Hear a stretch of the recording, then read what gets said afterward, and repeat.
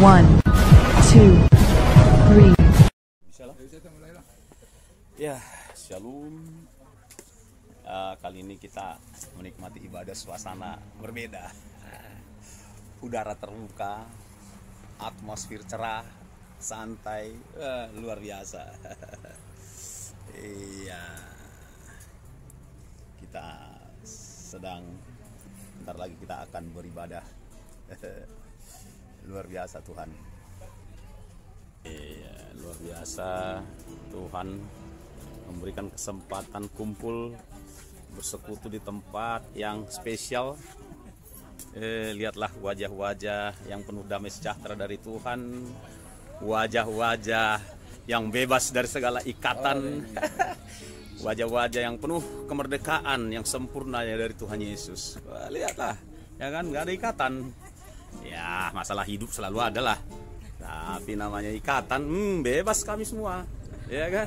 Lihatlah senyumannya manis, sampai ibu kita pun saudaranya Hema Malini senyum-senyum di kulub. Ini Bapak Larry Estrada, dahsyat.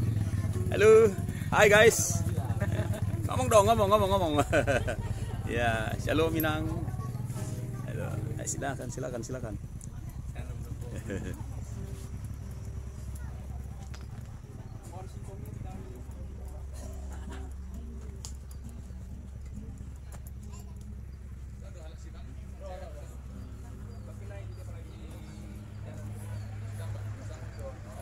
Ada sukacita? Amin. Ada damai sejahtera? Amin. Haleluya.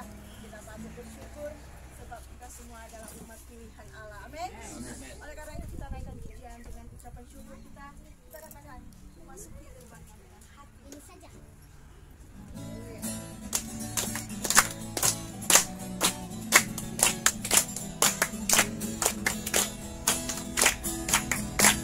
Masuki gerbangnya dengan hati bersyukur, halamannya dengan pujian. Tentu hari ini harinya Tuhan, bersuka sebab Dia diangkatku, oh Dia diangkatku, bersuka sebab Dia diangkatku, oh Dia diangkatku, oh Dia diangkatku, bersuka sebab Dia diangkatku. Masuki gerbangnya dengan hati bersyukur, halamannya dengan pujian. Kataku hari ini harinya Tuhan, ku bersuka sebab Dia diangkatku.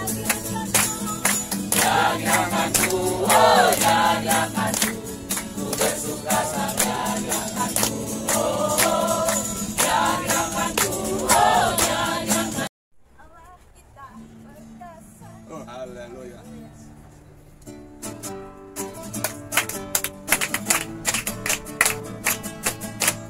Yesus Allah kita perkasa, Raja segala raja, Allah Maha Besar. Yesus Allah kita perkasa, Raja segala raja, Allah Maha Besar. Dengan katanya firman Allah yang berkuasa, injak iblis dengan kuasa Allah, kita bebas, dibebaskannya. Hey! Yesus Allah kita perkasa, Allah segala raja, Allah Maha Besar. Hey!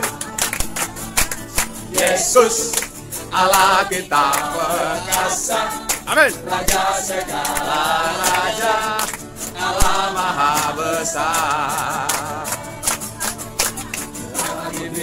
Dengan senjata firman Allah yang berkuasa, injak iblis dengan kuasa Allah, kita bebas, dibebaskannya. Yesus Allah kita perkasa, Raja segala raja, Allah Maha Besar. Yesus Allah kita perkasa, Raja segala raja, Allah Maha Besar. Allah Maha Besar. Yes. Ya, kita katakan besar dan perkasa Allah kita. Haleluya.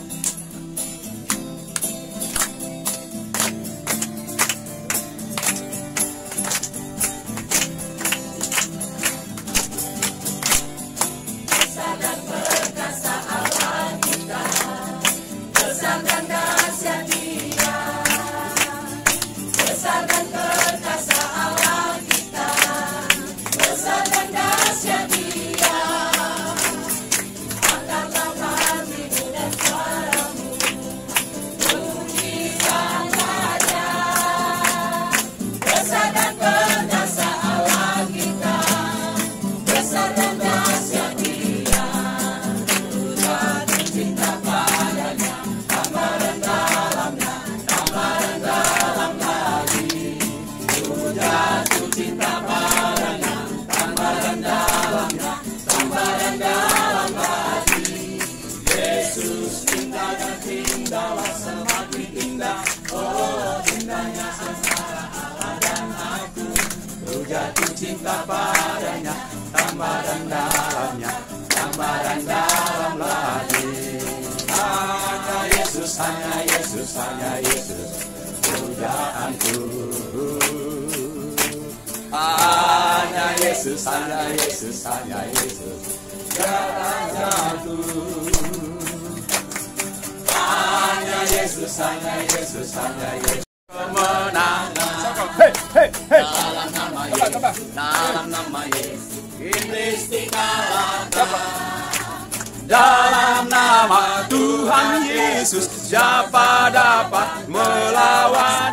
Dalam nama Tuhan Yesus ada pemenang.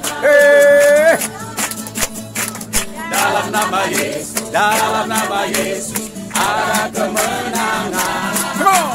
Dalam nama Yesus, dalam nama Yesus, iblis dikalahkan.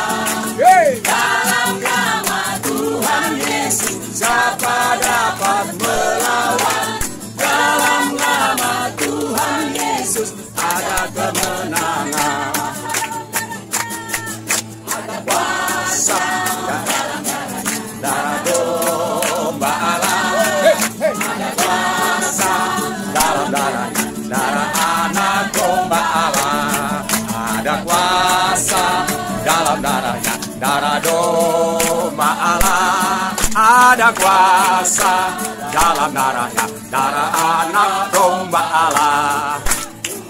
Ku menang bersama Yesus Tuhan, ku menang di dalam peperangan. Ku menang atas segala setan. Haleluya, haleluya, ku menang bersama Yesus Tuhan. Ku menang di dalam peperangan. Ku menang atas segala setan. Haleluya, haleluya, ku menang. Haleluya, dia bangkit. Hey, haleluya, dia hidup. Hey, haleluya, dia naik.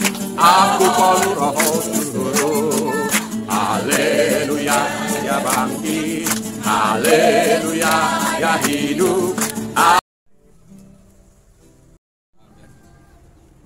Dengan saudara-saudara seiman kami, dengan saudara-saudara yang sefrekuensi dengan kami, bukan karena kuat dan gagah kami, bukan karena kami merasa kami yang benar, tetapi kami merasa perlu Tuhan dalam hidup kami. Amen. Kami merasa perlu memiliki hubungan yang lebih dalam dengan Tuhan. Amen. Sebab Engkau berkata, jangan engkau meninggalkan persekutuan dengan Tuhan, dengan sesama. Itulah yang kami kerjakan hari ini, Bapak. Kami dengan sesama teman satu iman berkumpul di tempat ini untuk memuji dan menyembah Tuhan. Dan bahkan kami mau belajar sebagian daripada firman Tuhan yang akan untuk setiap rekan-rekan kami yang masih ada di perjalanan. Tuhan hantar mereka ke tempat ini dengan tidak kekurangan sesuatu apapun. Demikian setiap kami yang hadir saat ini, Tuhan, biarlah kami boleh seperti kami berdoa dan mengucap syukur. Haleluya. Amin. Shalom Bapak Ibu Saudara yang dikasihi Tuhan. Puji Tuhan, terima kasih buat para pengurus SSA yang memberikan kesempatan buat saya untuk menyampaikan firman Tuhan. Sebenarnya dalam situasi kondisi yang masih baru saya alami, ditinggalkan oleh istri, masih sering ya mengalami kesedihan ya. Itu mungkin wajar ya sebagai manusia, di mana begitu lama kita bersama tapi kita kehilangan. Namun demikian tidak boleh larut dalam kesedihan, dan saya saat ini menyampaikan kebenaran firman Tuhan buat kita semua, kiranya firman Tuhan ini menjadi berkat bagi kita. Amin. Bapak, zaman saat ini, dari satu sisi tentu kita mungkin sebagai manusia yang hidup dalam daging, tentu pasti ada rasa was-was, rasa gelisah, dan bahkan mungkin sedikit-sedikit ada rasa takut menghadapi keadaan-keadaan yang ada. Sejak masuknya COVID-19 tahun 2019 sampai hari ini, kalau kita melihat sepertinya tidak ada perbaikan. Sepertinya semua mengarah kepada New World Order, ya, tatanan dunia baru. Namun demikian, sebagai anak-anak Tuhan tentu kita, Tuhan juga berkata bahwa ketakutan itu bukan datang dari Tuhan. Amin. Pasti ketakutan bukannya datang dari Tuhan. Oleh sebab itu kita harus tetap kuat di dalam Tuhan. Hari ini kita belajar, mungkin kita sudah tahu tentang hari kedatangan Tuhan Yesus yang kali yang kedua. Tentu ya beberapa tahun yang lalu juga udah sering kita dengarkan. Dan bahkan orang sering berkata, dari dulu Tuhan Yesus sudah mau datang, mana? Kan begitu. Tetapi hari ini kita coba sama-sama belajar seperti apa sih kedatangan Tuhan Yesus itu. Kalau kita melihat tanda-tanda, kita mungkin sudah sama-sama belajar, sudah hari ini adalah hari terakhir. Ya. Amin. Amin. Ya. Sepertinya tidak ada lagi penundaan. Tetapi bagaimana kita memahami akan hari kedatangan Yesus kali yang kedua? Dalam perjanjian lama dan perjanjian baru, hari kedatangan Tuhan Yesus kali yang kedua tentu ada dibuatkan. Namun tentang yang namanya pengangkatan gereja, itu kita dapatkan di dalam perjanjian lama, ya. Itu sebabnya perjanjian baru. Itu sebabnya ada juga orang yang atau aliran-aliran kepercayaan yang tidak mempercayai akan pengangkatan gereja, ya. Sebab memang dalam perjanjian lama hal itu tidak dibicarakan, tetapi itu mulai dibicarakan yaitu ketika mau pasca Yesus bercakap-cakap dengan muridnya, ya, yaitu di Yohanes pasal 14 itu, di Yohanes pasal 13 awalnya, ketika itu Yesus membasuh kaki para murid, ya. Yesus membasuh kaki para murid. Kemudian Yesus menyampaikan kepada muridnya bahwa akan ada dari antara kalian yang akan menyerahkan saya. Dan ketika itu para muridnya merasa gelisah, merasa bertanya-tanya siapa yang dimaksud. Dan kemudian Yesus mengatakan kepada mereka, tidak lama lagi aku bersama-sama dengan engkau. Nah, tentu hal ini membuat para murid ketika itu merasa khawatir, merasa gelisah. Bagaimana nanti nasib kami ketika Yesus guru kami ini sudah diserahkan? Bagaimana keadaan kami nanti? Nah, itulah yang menjadi kegelisahan daripada para murid Yesus ketika itu. Maka di dalam Yohanes pasal 14, Tuhan Yesus menjawab kegelisahan mereka itu. Dan disitulah awal pertama Tuhan Yesus menyatakan tentang bahwa akan ada yang namanya pengangkatan. Coba kita buka Yohanes pasal 14, ayatnya yang pertama sampai ayat yang ketiga. Jadi Bapak Ibu Saudara, kita harus bisa bedakan hari kedatangan Tuhan Yesus kali yang kedua. Itu sebenarnya ada dulu pengangkatan gereja. Baru Tuhan Yesus datang menginjakkan kaki di Bukit Zaitun. Nah, hal itu harus kita pahami. Dan kemudian hal yang penting harus kita pahami, saudaraku, yang dimana sering ini menjadi perdebatan di antara sesama orang percaya, di mana mereka tidak bisa membedakan mana nubuatan kepada orang Israel dan mana nubuatan kepada gereja Tuhan. Ya. Mereka selalu samakan semua apa yang dikatakan di dalam Alkitab. Misalnya, ya, kalau kita lihat dari Wahyu pasal 24 ayat 15, ya.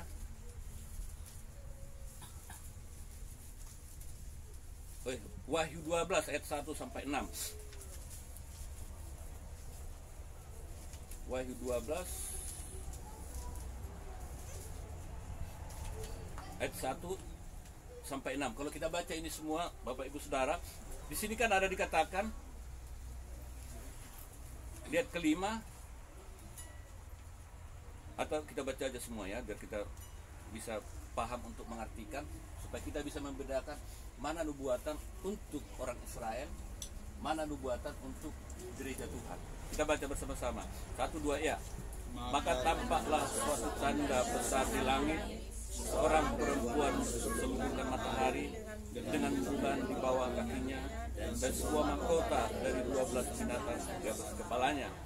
Ia sedang mengandung, dan dalam keluhan dan penderitaannya hendak melahirkan. Ia berteriak kesakitan. Maka tampaklah suatu tanda dari langit, dan lihatlah seekor naga merah padam yang besar, kepala 7 dan bertanduk 10, dan di atas kepalanya ada 7 mahkota, dan ekornya menyeret sepertiga dari langit dan melemparkannya ke atas bumi. Dan naga itu berdiri di hadapan perempuan yang hendak melahirkan itu untuk menelan anaknya. Segera sesudah perempuan itu melahirkannya, maka ia melahirkan seorang anak laki-laki yang akan menggembalakan semua bangsa dengan gada besi. Tiba-tiba anaknya itu dirampas dan dibawa lari kepada Allah dan tahtanya. Perempuan itu lari ke padang gurun, di mana telah disediakan suatu tempat baginya oleh Allah. Segera sesudah perempuan itu melahirkannya. Nah, ada umat-umat Tuhan yang menafsirkan yang dimaksud dengan perempuan ini adalah gereja Tuhan. Sehingga ada beberapa aliran juga yang meyakini kita harus menyingkir. Ya. Nah, pemahaman kita hari ini, ya, mungkin ya ada yang memiliki pemahaman seperti itu, tapi kita doa minta tuntunan Tuhan, karena segala sesuatu pasti Tuhan bukakan bagi kita. Amin. Yang mana yang harus kita yakini, yang mana yang harus kita percayai. Jadi di sini perempuan itu lari ke gurun. Nah, perempuan ini berbicara tentang bangsa Israel.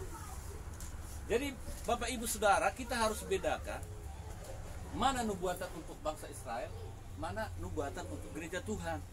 Ini perlu kita pahami bersama-sama, ya. Kemudian kalau kita melihat juga di kitab Daniel, di situ jelas-jelas Daniel berdoa untuk bangsanya, ya. Bukan dikatakan berdoa untuk gereja Tuhan, tapi berdoa untuk bangsanya. Siapa bangsanya? Bangsa Israel, ya. Jadi kita harus bisa membedakan. Nah, hari ini kita coba belajar yang mana sih untuk gereja Tuhan, yang mana untuk bangsa Israel. Nah, di dalam Yohanes pasal 14 ini, seperti yang saya katakan tadi ini awal pertama Tuhan Yesus menceritakan tentang yang namanya pengangkatan yang diimani oleh kita orang-orang percaya. Kita baca Yohanes 14 ayat 1 sampai yang ketiga. Saya bacakan buat saudara, ya. Janganlah gelisah hatimu, percayalah kepada Allah, percayalah juga kepadaku. Di rumah Bapakku banyak tempat tinggal. Jika tidak demikian, tentu aku mengatakannya kepadamu, sebab aku pergi ke situ untuk menyediakan tempat bagimu. Dan apabila aku telah pergi ke situ dan telah menyediakan tempat bagimu, aku akan datang kembali dan membawa kamu ke tempatku, supaya di tempat di mana aku berada, kamu pun berada. Janganlah gelisah hatimu. Kenapa gelisah hati para murid? Tadi di awal saya sudah jelaskan, karena mereka merasa khawatir kalau Yesus sudah tidak ada lagi bersama dengan mereka. Banyak hal yang Yesus sampaikan ketika mereka bersama-sama dengan murid. Murid itu tidak mengerti, tidak memahami. Ya. Sehingga Yesus berkata di sini juga, percayalah kepada Allah. Saya yakin selama 3,5 tahun murid-murid ini sudah memahami siapa Allah, sudah tahu siapa Yesus. Tetapi kenapa Yesus berkata percayalah kepada Allah, percaya jugalah kepadaku? Mungkin di sini ketika dia tahu para murid bahwa Yesus akan disalibkan, akan mati, paradigma mereka tentang Yesus, wah, gagal. Tuhan Yesus gagal menjadi raja kami. Mungkin mereka pada saat itu mulai khawatir. Mungkin mereka pada saat itu mulai bimbang tentang keberadaan Allah, tentang keberadaan Yesus. Itu sebabnya dikatakan percayalah kepada Allah, percaya jugalah kepada aku.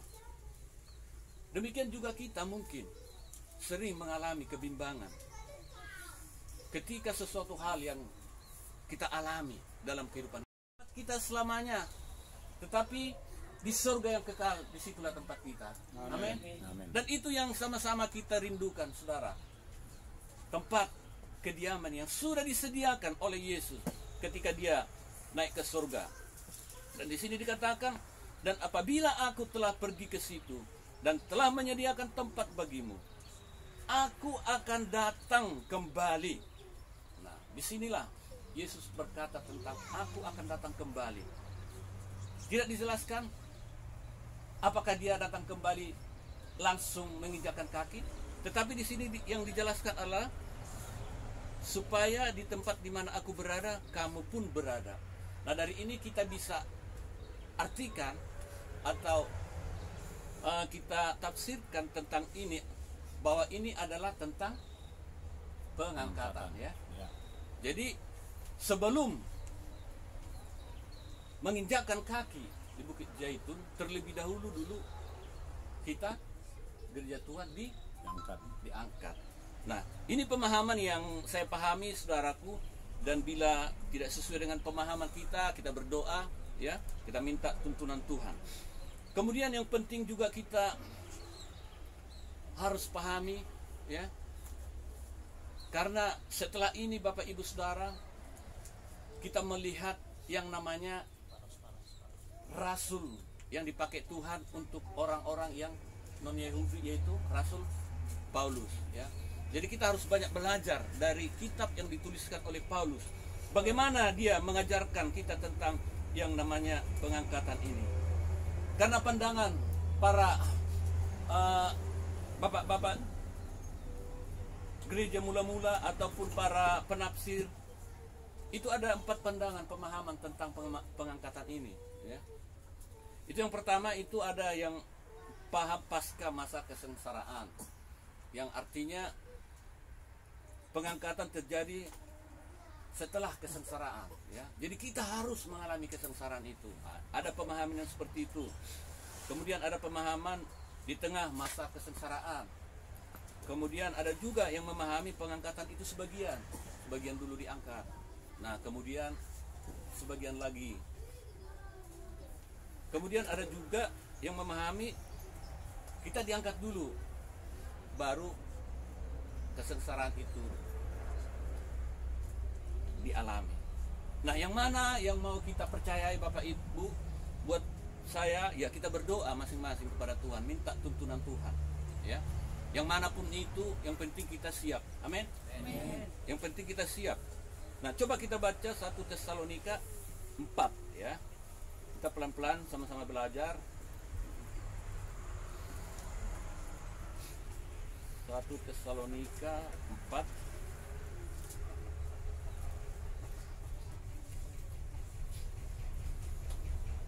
ayat 13. Kita mulai dari ayat 13, ya. Mau saudara-saudara bahwa kamu tidak mengetahui tentang mereka yang meninggal, supaya kamu jangan berduka cita seperti orang lain yang tidak mempunyai pengharapan. Karena jikalau kita percaya bahwa Yesus telah bangkit dan telah bangkit, maka kita percaya juga bahwa mereka yang telah meninggal dalam Yesus akan dikumpulkan Allah bersama-sama dengan Dia. Ini kami katakan kepadamu dengan firman Tuhan. Kita yang hidup, yang masih tinggal sampai kedatangan Tuhan, sekali-kali tidak akan mendahului mereka yang telah meninggal. Sebab pada waktu tanda diberi, yaitu bahwa waktu penghulu malaikat berseru dan sangkakala Allah berbunyi, maka Tuhan sendiri akan turun dari sorga, dan mereka yang mati dalam Kristus akan lebih dahulu bangkit. Sesudah itu, kita yang hidup masih tinggal akan diangkat bersama-sama dengan mereka dalam awan menyongsong Tuhan di angkasa. Demikianlah kita akan selama-lamanya bersama-sama dengan Tuhan. Karena itu hiburkanlah seorang akan yang lain dengan perkataan ini. Ya, amin. Nah, apa yang disampaikan oleh Paulus di sini, ya, pada saat itu jemaat-jemaat mungkin bingung, ya, bertanya, kemana nanti keluargaku yang sudah meninggal itu? Bagaimana nasib mereka? Itu mungkin pertanyaan-pertanyaan yang terjadi ketika Paulus melayani. Maka dengan demikian Paulus menjelaskan di ayat 13, selanjutnya kami tidak mau saudara-saudara bahwa kamu tidak mengetahui tentang mereka yang meninggal. Nah, di sini Paulus menjelaskan bahwa orang yang meninggal itu nanti akan bangkit. Demikian juga kita, orang yang masih hidup, kita akan diangkat. Nah, ini penjelasan jelas adalah untuk yang namanya pengangkatan. Amin. Amin. Kalau kita baca ini, saya yakin dan percaya saudara sepakat dengan saya bahwa ini berbicara tentang pengangkatan. Maka dari itu firman Tuhan mengajak kita, mengingatkan kita kembali, ya, untuk kita mempercayai bahwa memang di hari kedatangan Tuhan yang kali yang kedua itu dibarengi dengan mengangkat gereja Tuhan dulu. Ya, mengangkat gereja Tuhan dulu. Kemana diangkat? Ke angkasa, ke awan-awan, untuk bersama-sama dengan Dia. Amin. Amin. Itu harus kita imani, Bapak Ibu Saudara, ya. Kemudian kalau kita lihat juga di 1 Korintus 15, ya, itu diingatkan kembali. Coba dibaca 1 Korintus 15 ayat 51 dan 52.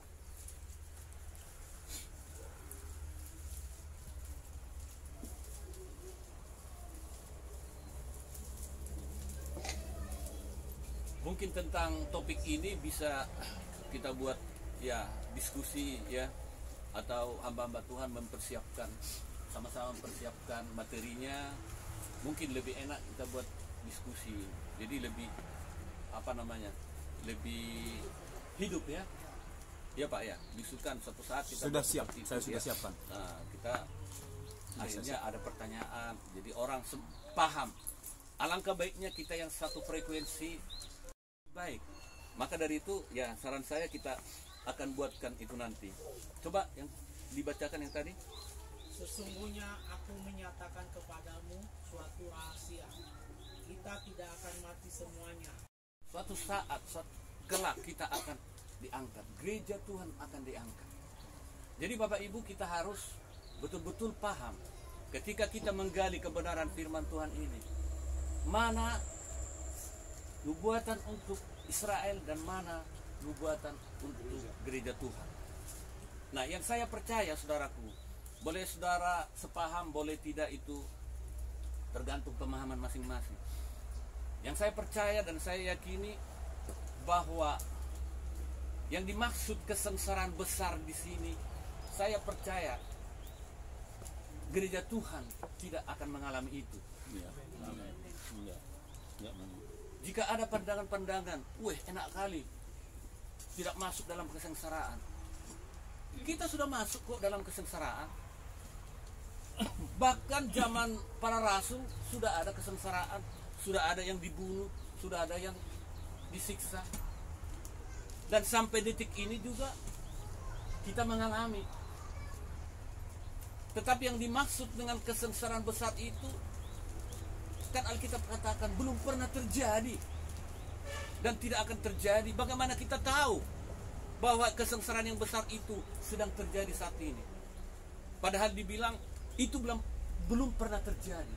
Yang terjadi sekarang kan orang dibunuh, orang mati martir. Itu dialami orang umat Kristen. Jadi saya percaya dari pembacaan firman Tuhan ini bahwa gereja Tuhan diangkat dulu. Baru yang namanya si antikris itu akan duduk di atas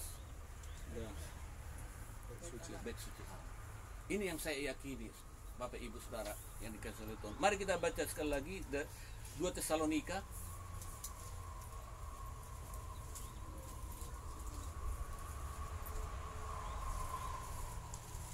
mulai ayat yang pertama ya. Kenapa saya dasarkan hal itu, Bapak Ibu Saudara? Yang namanya bangsa Israel itu kan menolak Tuhan Yesus. Yang namanya gereja Tuhan itu seperti apa, Saudara? Gereja Tuhan itu adalah orang yang menerima Roh Kudus dalam kehidupannya. Bagaimana suatu bangsa dikatakan menerima Roh Kudus sementara dia menolak? Dan saya percaya walaupun bangsa Israel adalah pilihannya Tuhan, yang dimaksud dalam Alkitab ini gereja Tuhan itu adalah kita. Adakah bangsa Israel yang termasuk gereja Tuhan? Ada. Mereka yang sudah bertobat menerima Yesus sebagai Tuhan dan Juru Selamat. Tetapi yang dimaksud bangsa yang menolak Yesus itu, nah kepada mereka lah nubuatan-nubuatan itu terjadi. Ketika di dalam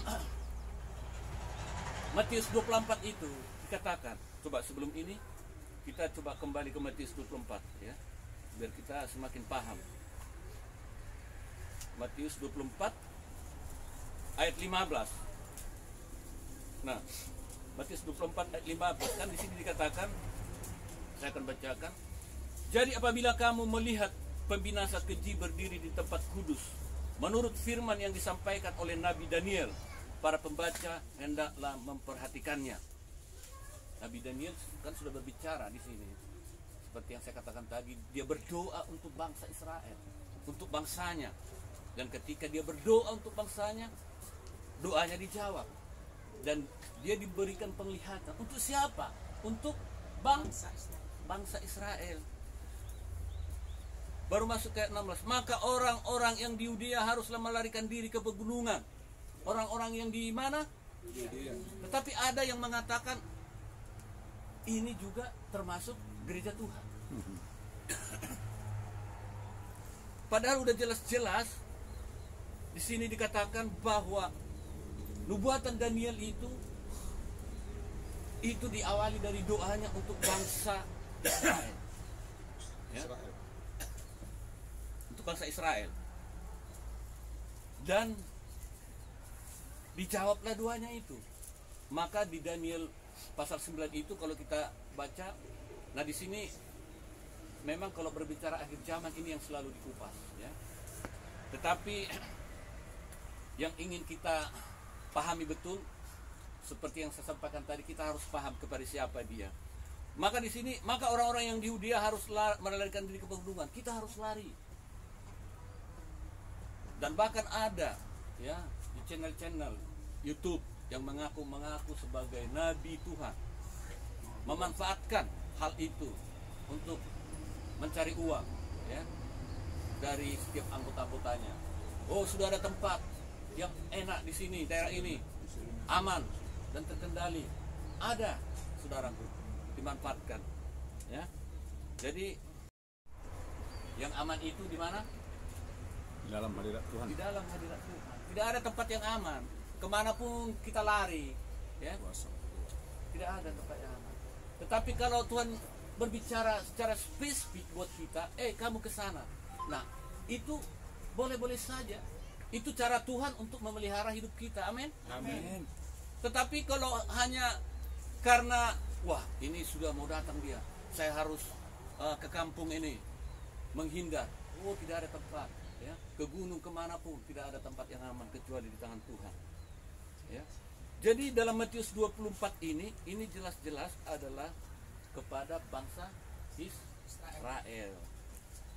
Ya, Kita baca kembali 2 Tesalonika pasal pertama ya.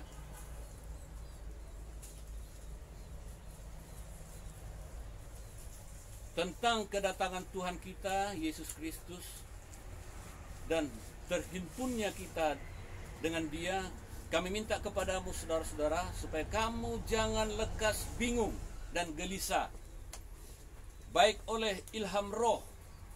Kan banyak orang mengatakan saya mendengarkan suara Tuhan, ya kan? Saya mendengarkan ilham roh. Jangan terus percaya, ya. Harus diuji. Diuji dari mana?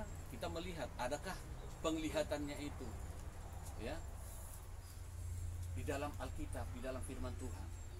Makanya di sini dikatakan baik oleh ilham roh maupun oleh pemberitaan atau surat yang dikatakan dari kami, seolah-olah hari Tuhan telah tiba, ya. Betul-betul pada saat ini banyak saudara penyesat-penyesat ketika itu. Ketika pelayanan Paulus di tempat itu begitu banyak ajaran-ajaran sesat. Itu sebabnya mereka diingatkan supaya jangan lekas bingung dan gelisah, ya. Maupun pemberita oleh surat yang dikatakan dari kami, seolah-olah hari Tuhan telah tiba. Janganlah kamu memberi dirimu disesatkan orang dengan cara-cara bagaimanapun juga, sebab sebelum hari itu haruslah datang dahulu murtad, dan haruslah dinyatakan dahulu manusia durhaka yang harus binasa.